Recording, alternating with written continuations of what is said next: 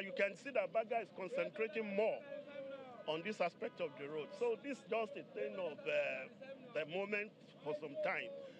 I traveled on this road during the Salah period. Immediately after this exit, it got to Ibadan under less than an hour. So if we can have that throughout, it's going to be okay. As at the time of filming this report, the Otedola Bridge area, inbound Lagos, looks free and completed. But that could change any time though, as traffic on the expressway is quite unpredictable. With barely less than 2 weeks to the end of July for the completion of the Lagos-Ibadan Expressway, road users who have endured a horrible experience over the past few months will be asking just how realistic is this new deadline. Kelly Egiga, Channels Television News. The Senate is asking the federal government to urgently suspend the Transmission Company of Nigeria's tender for the World Bank-funded National Mass Metering Program Phase 2. According to the lawmakers, the action has become necessary to undertake a comprehensive review of the procurement criteria, which must prioritize local manufacturing and assembling of prepaid meters to boost employment generation and economic growth for Nigeria. The resolution of the upper chamber follows a motion by a federal lawmaker, Senator Victor Omer, on the urgent need to protect local meter manufacturers in the ongoing national mass metering program of the federal government. Time now for some business news with Anne Waldo. Banking so easy, so simple. Dial *894# now to experience it. You first, First Bank.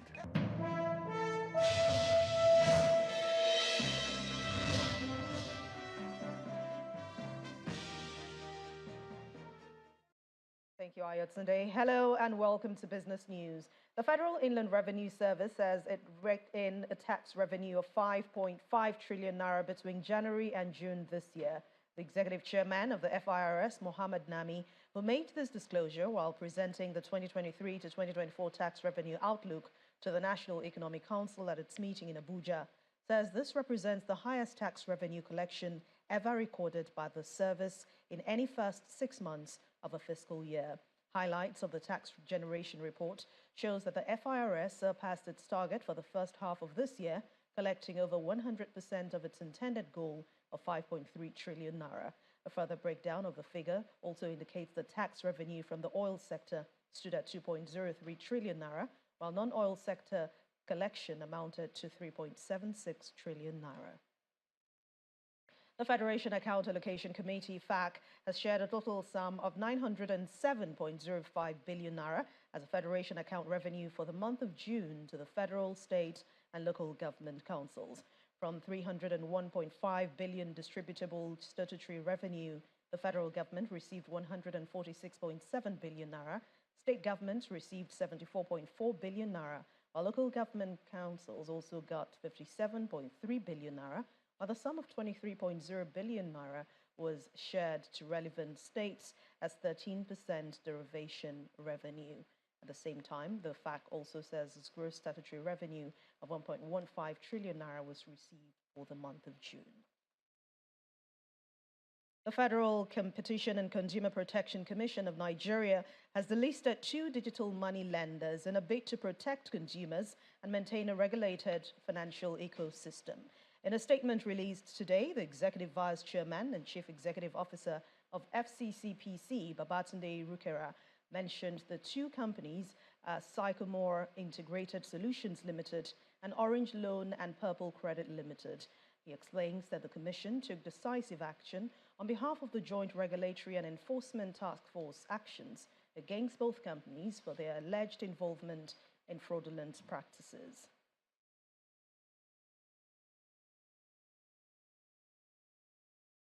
Let's head to the stock market now, where investors gained a 94.4 billion naira as renewed buying interest led to markets. A moderate rebound happened at the close of trade today. Laddie Williams has the details.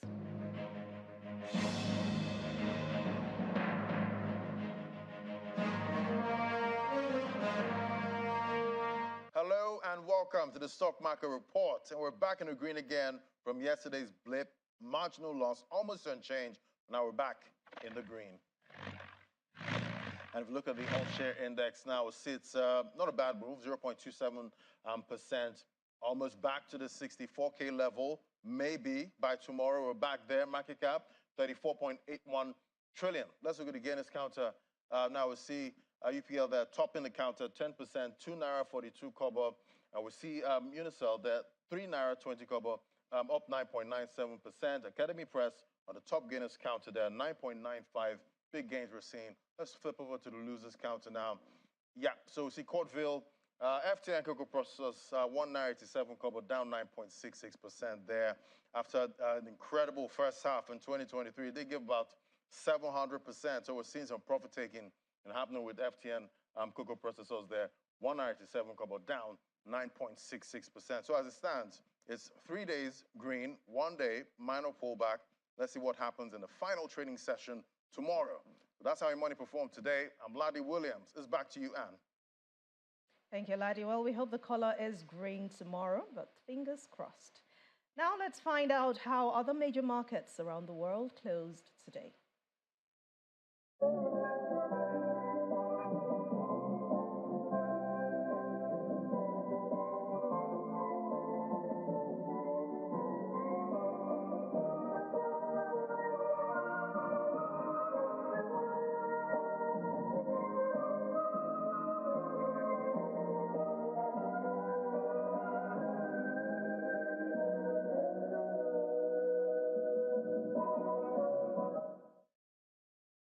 And that's business news for tonight. Thank you for watching. I'm Anne Nwawadu. The rest of the news at 10 continues now with Ayatunde. Banking, so easy, so simple. Dial star 894 hash now to experience it. You first, First Bank.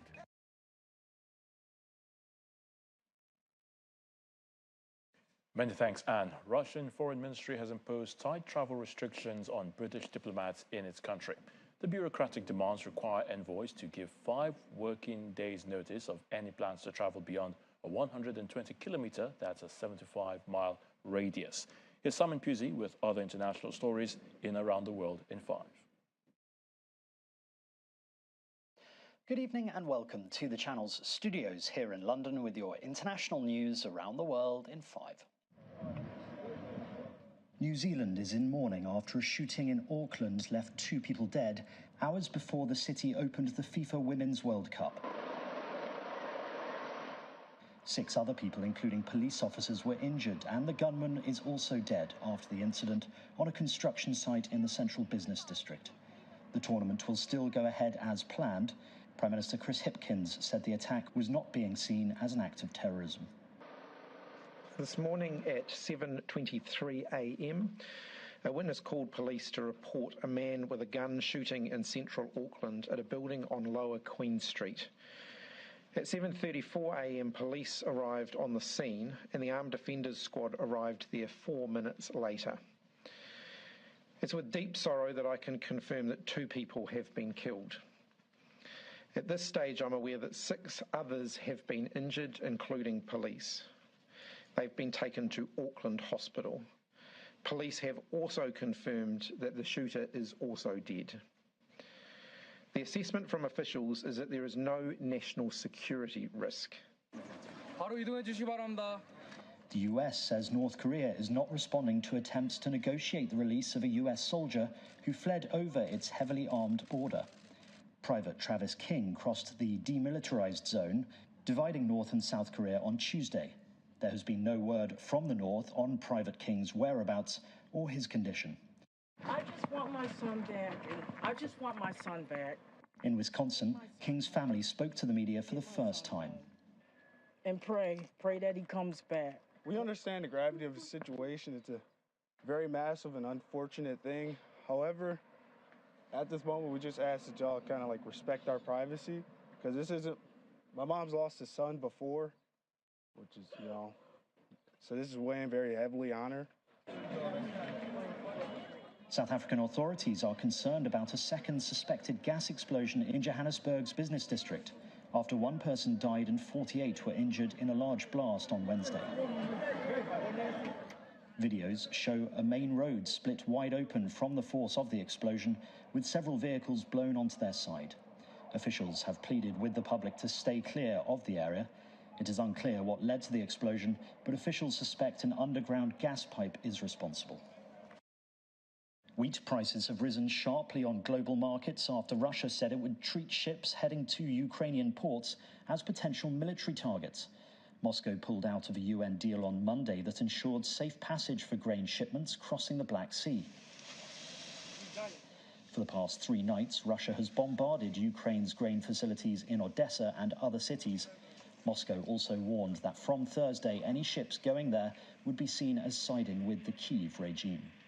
This is going to make our ability to feed hungry people that much more difficult. Already, there are 80 million people in the region who are acutely food insecure. A whole range of factors are driving that. It's conflict, it's climate, it's the economic shocks, and of course, it's the hangover from COVID.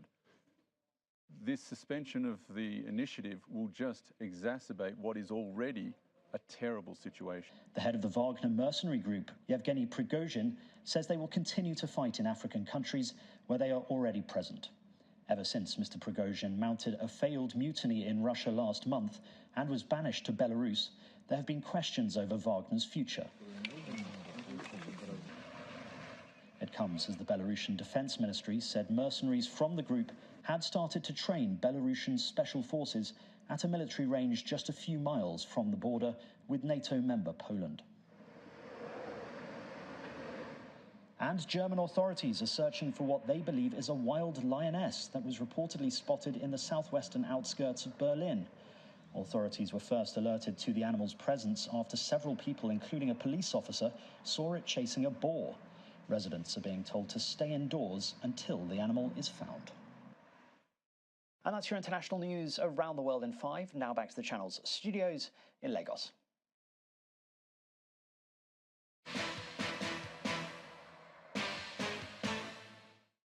Thanks, Simon. The Women's World Cup gets the better of our attention tonight as the Super Falcons of Nigeria are played down the distractions occasioned by the lingering dispute over Women's World Cup payment.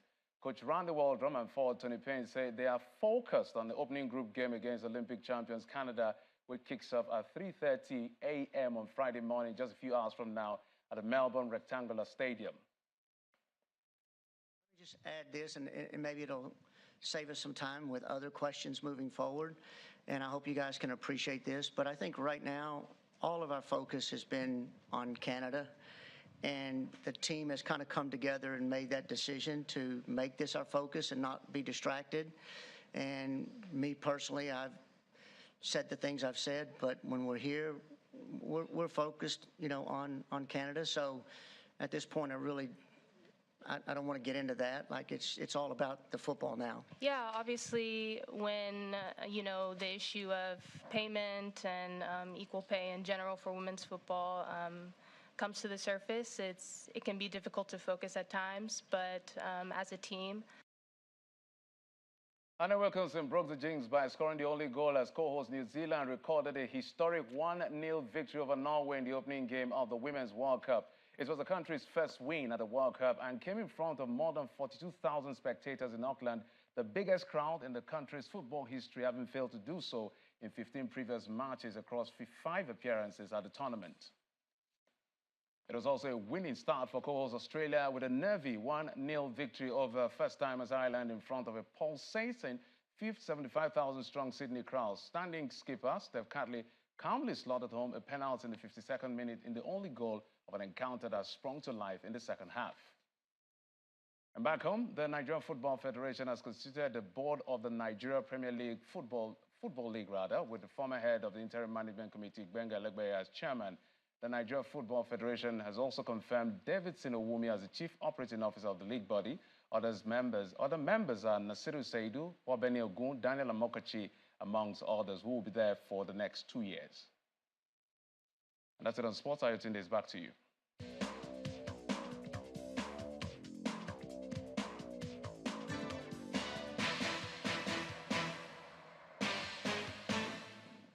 Many thanks, Jeffrey. And the main news again. The National Economic Council today rolled out measures to cushion the impact of the removal of fuel subsidy on Nigerians.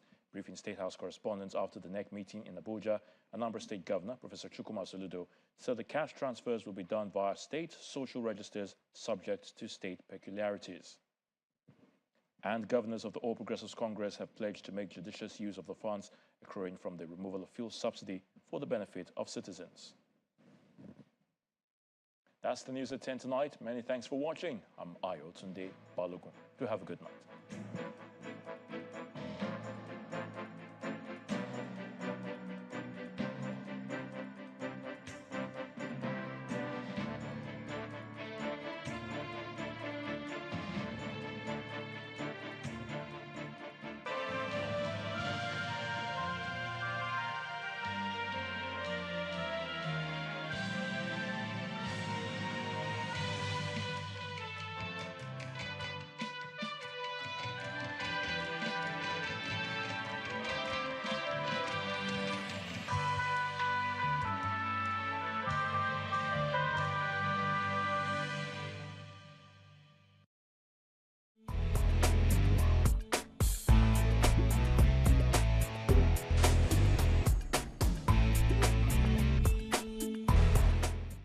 Hello and welcome to another fantastic episode of Entertainment News on Channels Television, the one-stop shop for all things fashion, music, and lifestyle. When it comes to showbiz, you know we got you covered.